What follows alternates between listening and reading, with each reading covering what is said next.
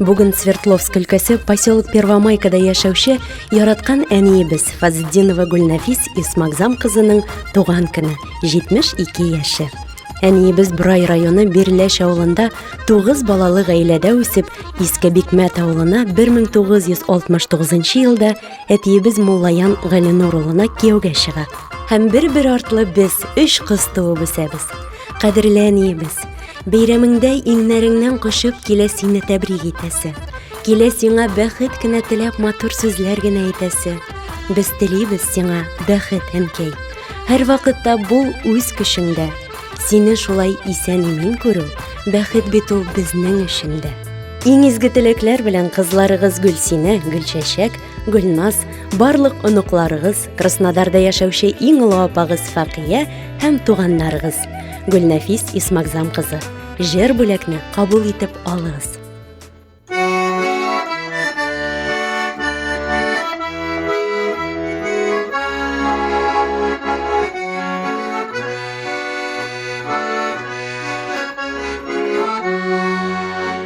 Күзләре җитә дип насылланма, өмет үземә килер язларда. Күзләрендә гөлләр яшәрде,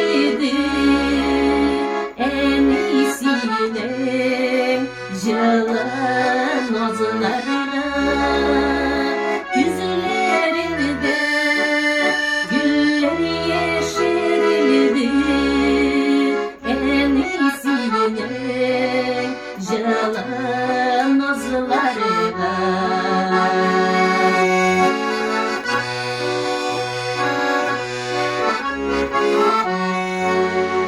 Aydan miken, elle kıyaştanma, yüzlerine düşken maturluk, bana deyip sürtüp bir parasam, bütün dünya ite yokturup, bana deyip siyip bir parasam, bütün dünya ite yokturur.